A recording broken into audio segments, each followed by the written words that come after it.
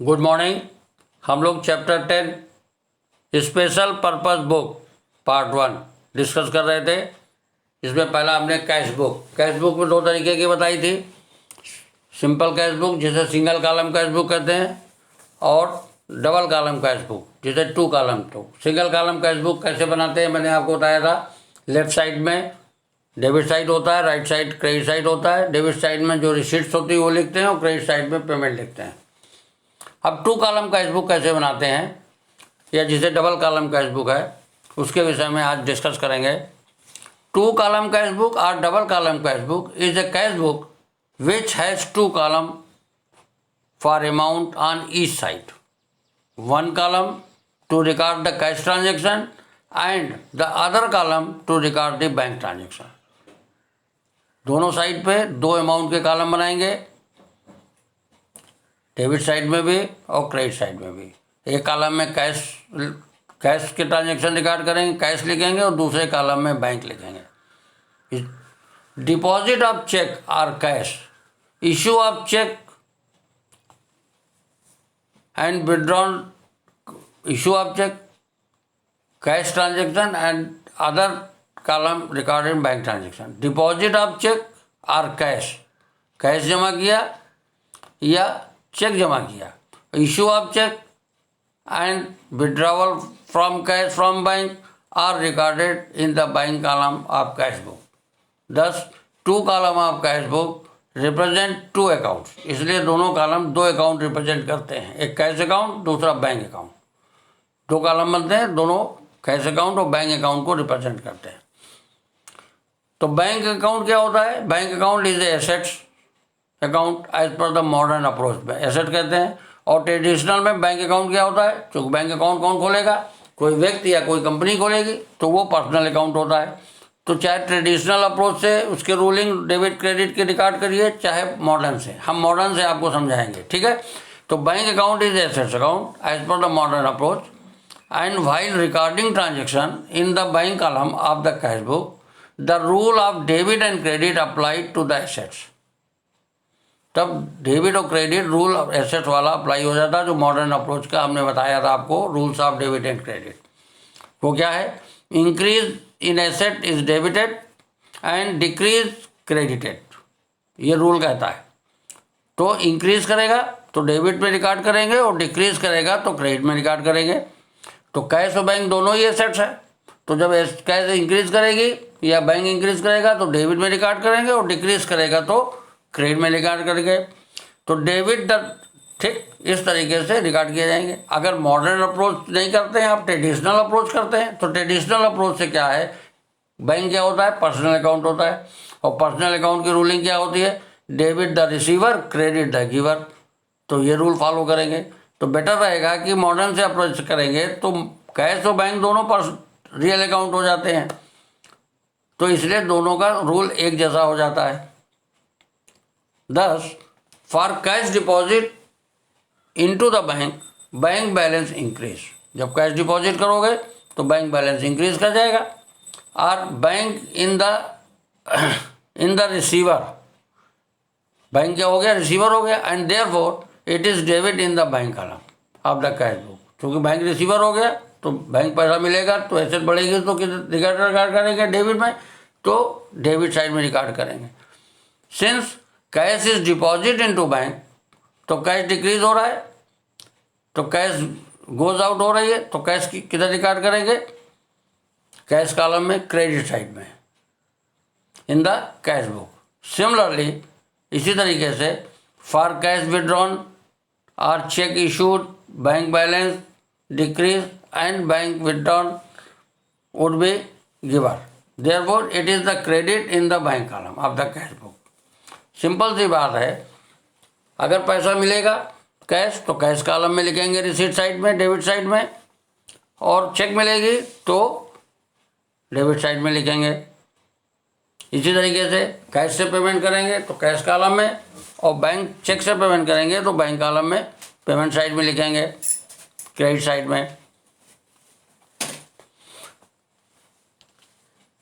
Cash discount में be receive when payment is made by check or cash. Similarly, it may be allowed when payment is received, जब आप पैसा receive करोगे तो cash discount allow करोगे, तो cash discount allowed on receipt of the, it is not recorded in the cash book, it is recorded in the proper journal. तो वो proper journal में रिकॉर्ड किए जाएंगे।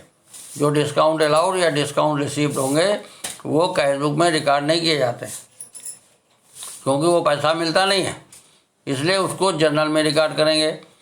तो अगर डिस्काउंट अलाउ हुआ तो क्या एंट्री बनाएंगे, discount allowed account debit to जिसने अलाउ किया है। जैसे फॉर एग्जांपल इसमें मेहू लिखा हुआ है तो discount allowed account debit to Mehu, या discount allowed account debit to जिसने डिस्काउंट अलाउ किया है। इसी तरीके से डिस्काउंट जब आप रिसीव करोगे, रिसीव कब करोगे, जब आप किसी को पेमेंट करोगे, तो जो डिस्काउंट रिसीव होगा तो जिसको आपने पेमेंट किया है, जैसे इसमें रेमा लिखा हुआ है तो Rema account debit to discount receive, ये एंट्री बनाई जाती है जर्नल में, ये कैश बुक में नहीं लिखा जाता है। अब in case cheque is dishonoured और discount allowed are received is also written back by the passing the journal entry in the journal proper. अगर मान लिया किसी की चेक मिली है तो चेक तो बैंक कैश बुक में लिखोगे, जो डिस्काउंट अलाउ किया है वो तो आपने जर्नल में लिखा, या चेक का पेमेंट किया आपने तो जो पेमेंट किया वो तो कैश बुक में लिखेंगे, परंतु जो डिस्काउंट रिसीव हुआ वो जर्नल में करेंगे। तो in case cheque dishonoured, dishonour माने होता है चेक का पेमेंट ना हो पाना। तो अगर चेक का पेमेंट नहीं हो पाया और बैंक ने वापस कर दिया, चेक डिसऑनर हो गई, तो जो आपने एंट्री बनाई थी उसको हम फिर से रिवर्ट कर देंगे। तो कहने का मतलब डिस्काउंट अलाउड जो डेबिट किया था और मेहू को क्रेडिट किया था, तो अब हम क्या करेंगे, मेहू account debit to discount allowed. इसी तरीके से जैसे आपने जब रिसीव किया था चेक, पेमेंट किया था तो डिस्काउंट रिसीव किया था, तो Rema account debit to discount receive किया था। अब वो चेक चूँकि डिसऑनर हो गई तो हम क्या करेंगे, discount receive account debit to Rema, ये जर्नल में ही एंट्री बना दी जाती है जब डिस्काउंट। अब देखिए डबल कॉलम कैश बुक कैसे बनता है। Ruling of two column cash book as follow. देखिए दो कॉलम बने हुए हैं आपके सामने हैं स्क्रीन में। एक लेफ्ट साइड का कॉलम है जिसे हम रिसीट साइड कहते हैं, और दूसरा राइट साइड का कॉलम है आपके जिसे हम पेमेंट साइड कहते हैं।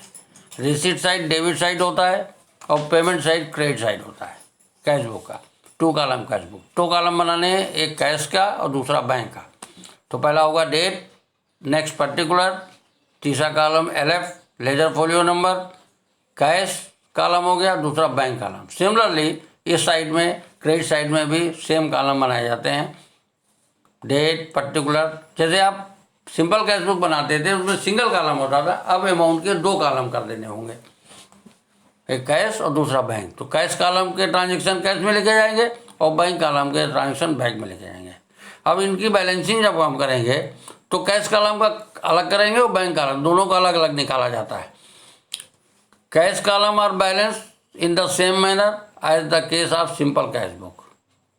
जैसे आप सिंगल कैश बुक में करते थे उसी मैनर से करेंगे, परंतु बैंक कॉलम बैलेंस, कॉलम का जो बैलेंस करेंगे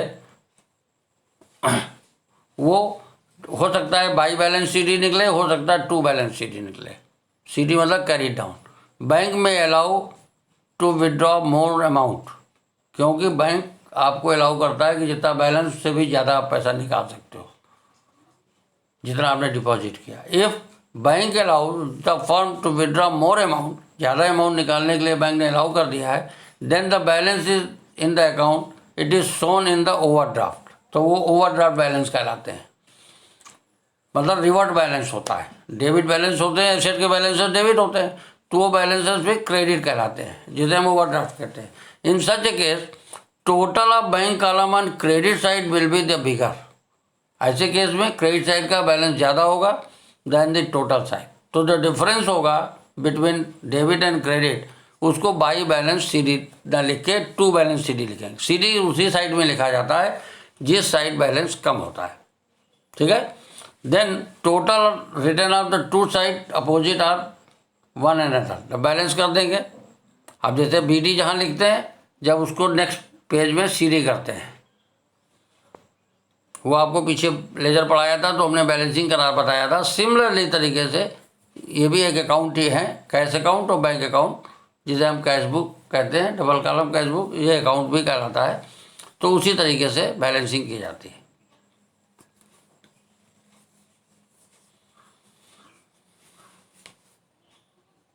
एक चीज़ ध्यान रखिएगा कि कैश बुक, कैश कॉलम का बैलेंस कभी भी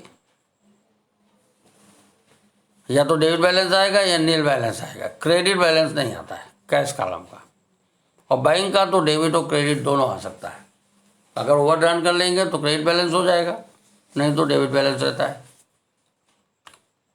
अब जब 2 कॉलम कैश बुक हम बनाएंगे तो कुछ ऑब्जर्वेशन है जो आपको ध्यान रखना है बनाते वक्त। Following point should be noted in respect of 2 column cash book. जब हम 2 कॉलम कैश बुक बनाते हैं तो कुछ चीज़ों को ध्यान में रखना पड़ता है। वाइल कमेंसिंग ए बिजनेस, अगर बिजनेस स्टार्ट किया है तो capital is introduce in the business, तो बिजनेस में कैपिटल इंट्रोड्यूस किया गया होगा। तो the amount is written in the cash column, receipt side में लिखेंगे, रिसीट मतलब डेबिट साइड में। अगर इंट्रोड्यूस किया है तो टू कैपिटल करके लिखा जाएगा डायरेक्टली। अगर बैंक में पुट कर दिया है, डायरेक्टली डिपॉजिट कर दिया बैंक में, तो टू कैपिटल करके वही अमाउंट बैंक कॉलम में लिख देते हैं अगर इंट्रोड्यूस किया है। ठीक है। If new cash book is started, तो एग्जिस्टिंग बिजनेस, तो हम तब इस तरीके होगा। न्यू जब कैश बुक स्टार्ट कर रहे हैं, एग्जिस्टिंग बिजनेस जो पहले से चला रहा है, तो उसका ओपनिंग बैलेंस जो होता है, जो बैलेंस कैश इन हैंड या कैश एट बैंक दिया होगा, उसको टू बैलेंस बीडी करके लिखते हैं सबसे पहले। तो कैश का होगा तो कैश कॉलम में, और बैंक का लिखा होगा कैश एट बैंक, तो बैंक कॉलम में लिख दिया जाता है। Second point, all receipt are written on the receipt side, cash in the cash column and check are dropped in the bank column. In a particular column, the name of the account under which the payment has been received. जिससे पैसा मिला, जिस account से पैसा आया, जिस व्यक्ति से पैसा आया है, उसको पर्टिकुलर कॉलम में लिखा जाता है। कैश मिला है तो कैश कॉलम में अमाउंट लिखेंगे, और चेक मिली है तो बैंक कॉलम में लिखेंगे। अब चेक मिली है तो इसमें 2 चीज़ें आपको ध्यान रखना पड़ता है। अगर उसी दिन बैंक में जमा कर दिया या बाद को जमा किया तो सिचुएशन चेंज हो जाती है। इफ़ चेक और draft is deposited in the bank on same day, अगर जिस दिन मिला उसी दिन बैंक में जमा कर दिया, तो the amount is recorded in the bank column on debit side, तब तो बैंक कॉलम में डेबिट साइड में आप रिकॉर्ड कर दोगे। जिससे मिला चेक पर्टिकुलर में उसका नाम, डेट कॉलम में डेट, और अमाउंट जो चेक मिली है बैंक में जमा किया तो बैंक कॉलम में रिकॉर्ड कर दिया। परंतु if cheque and draft receive are not deposited in the bank on the same day, अगर उसी दिन आपने जमा नहीं किया तो they are recorded in the books through a journal entry, तब ऐसी चेक को हम जर्नल एंट्री के थ्रू जर्नल में रिकॉर्ड करते हैं, कैश बुक में नहीं रिकॉर्ड करते हैं उस दिन जिस दिन मिली है। ये आप कैसे पता करेंगे? क्वेश्चन में आप पूरा क्वेश्चन पढ़ेंगे तो पता लग जाएगा। तो जब जर्नल में रिकॉर्ड करेंगे तो जो चेक मिली है तो एंट्री बनाएंगे, cheque in hand account debit to, जिससे मिला है। जैसे मान लिया रमेश से मिला है तो cheque in hand account debit to Ramesh. Ashutosh से मिला है तो cheque in hand account debit to Ashutosh. Journal में उस दिन एंट्री लिख लेंगे। अब when cheque is receive is deposited, जब चेक रिसीव को हम डिपॉजिट करेंगे बैंक में तो it is recorded in cash book, तब हम कैश बुक में रिकॉर्ड करेंगे, जर्नल में नहीं करेंगे। तो कैश बुक में क्या लिखेंगे? रिसीट साइड में, रिसीट कॉलम में लिखेंगे अमाउंट को, और रिसीट साइड में लिखेंगे टू चेक इन हैंड। इस तरीके से रिकॉर्ड किया जाएगा। ये विशेष बात ध्यान रखिएगा।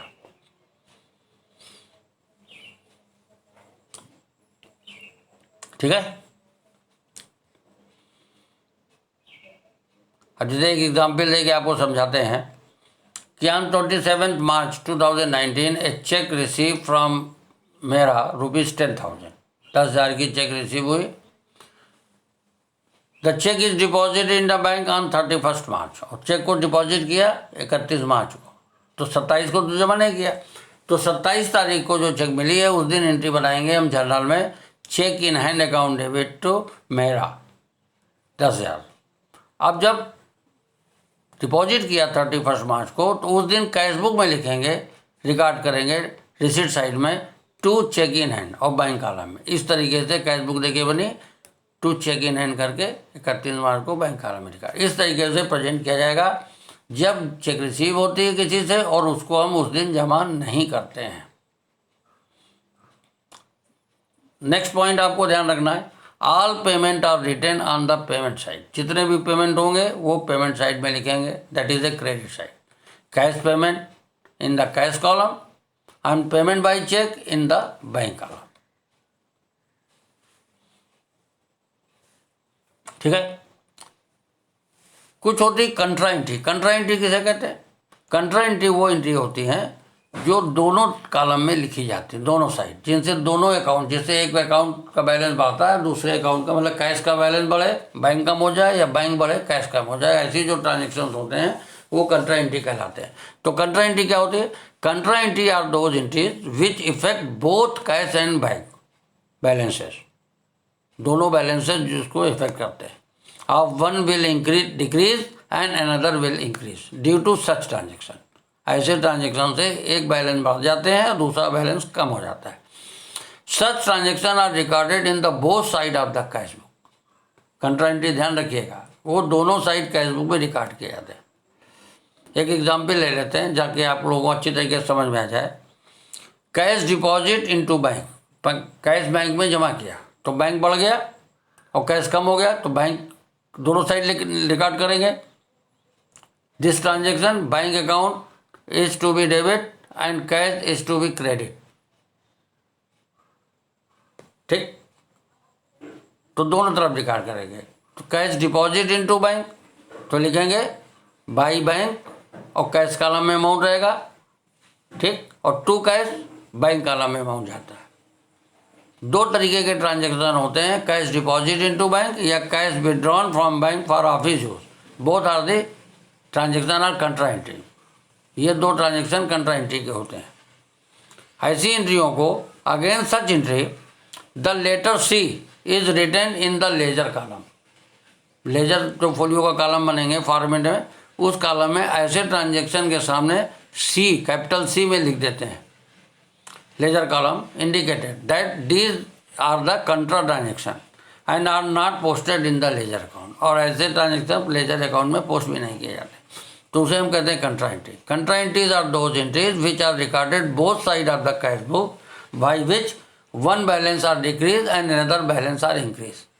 For example cash deposit into bank और cash withdrawn from bank for office use, these are the contra entry. These entries are recorded in the both side of the cash book by denoting letter C in ledger folio column। ऐसे transaction को दोनों side लिखते हैं और ledger folio के column में capital C से denote भी किया जाता है। नेक्स्ट पॉइंट क्या ध्यान रखना है, if cheque deposit in bank is dishonour.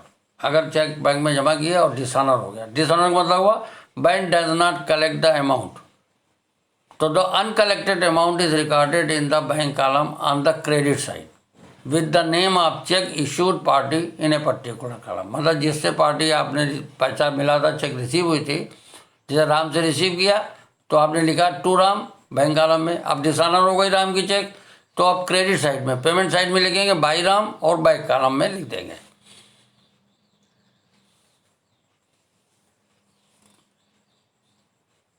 ठीक है। इसी तरीके से if check issued by the firm is not paid on presentation, जैसे आपने चेक इशू कर दिया हो प्रेजेंटेशन में पेमेंट नहीं हुई, तो चेक जिसको इशू किया तो पेमेंट साइड में लिखा आपने बाई रमेश, मान लिया सपोज रमेश को आपने इशू किया तो बाई रमेश करके बैंक कॉलम में लिख दिया डेबिट साइड में, और उसका चेक वाज इशूड तो बाई करके आपने लिख दिया। अब वो चेक डिसऑनर हो जाएगी तो फिर टू रमेश करके और बैंक कॉलम में उतनी वैल्यू लिख देंगे। इस तरीके से एंट्री कर दी जाती है अगर डिसऑनर होती है तो।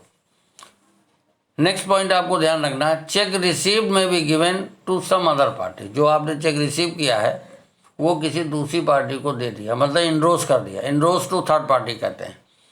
तो receipt and endorse of cheque is recorded through journal entry, वो जर्नल एंट्री में रिकॉर्ड करेंगे। क्यों? Because cheque is not routed through the bank account, bank में तो जमा नहीं किया, तो इसलिए ऐसी जो ट्रांजेक्शन होंगे वो कैश बुक में नहीं रिकॉर्ड करेंगे, वो जर्नल में रिकॉर्ड किए जाएंगे। For example, cheque for ₹25,000 receive from Tarun is endorse in favour of Chandresh, तो जनरल एंट्री में रिकॉर्ड कर देंगे कि चंद्रेश डेबिट टू किसे रिसीव किया आपने, तरुण 25,000, ये जनरल एंट्री में इस तरीके से रिकॉर्ड कर देंगे। अगर cheque and drop directly party ने बैंक में जमा कर दिया है, डायरेक्टली इनटू द बैंक, तो ये बैंक कॉलम में डेबिट साइड में लिख लेंगे जिस पार्टी ने जमा किया है, तो टू, जैसे राम ने जमा किया तो टू राम करके बैंक कॉलम में लिखना।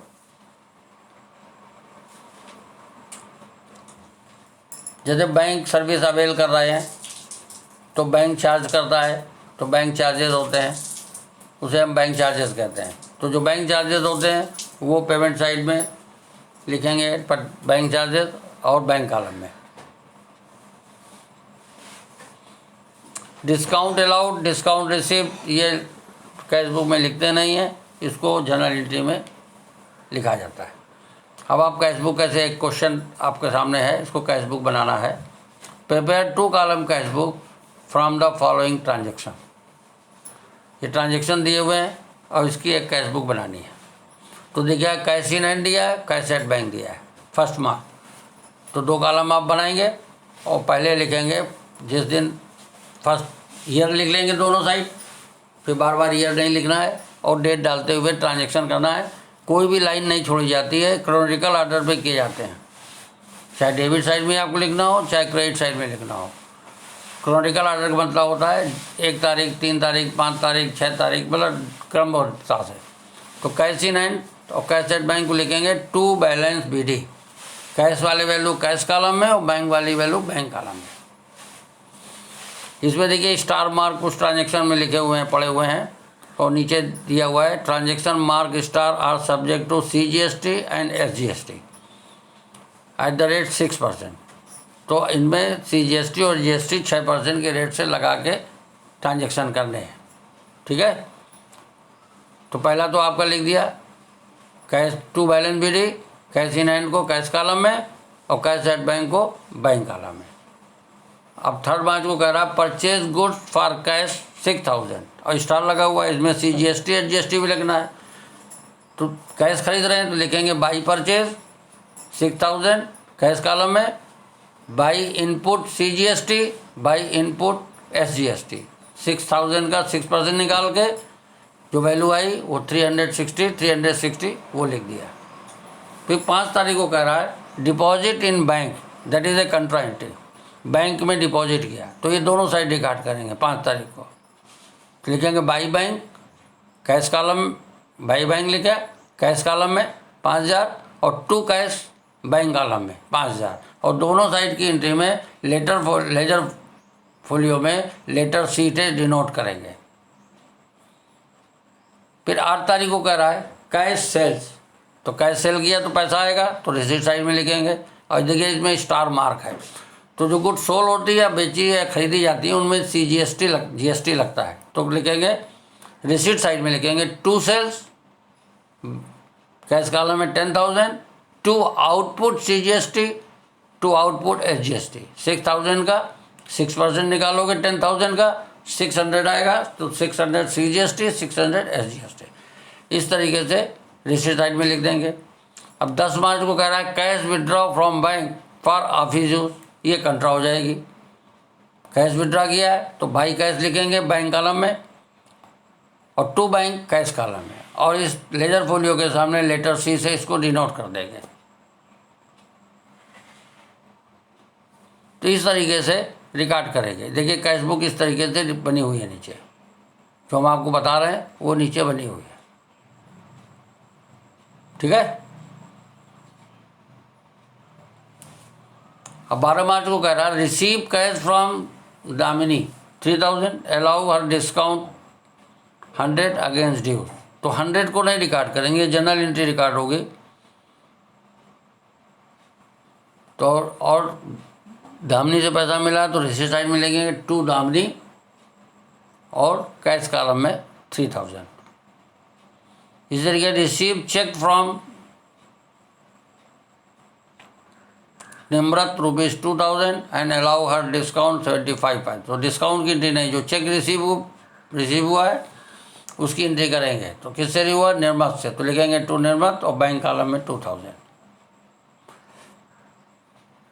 करा रिसीव्ड ए पोस्ट डेटेड चेक, आगे की डेट की, फ्रॉम दीपक 5000। तो पोस्ट डेटेड मतलब उस दिन तो बैंक में जमा नहीं करेंगे, तो इसको पोस्ट डेटेड चेक है तो उस दिन जनरल में रिकॉर्ड करेंगे।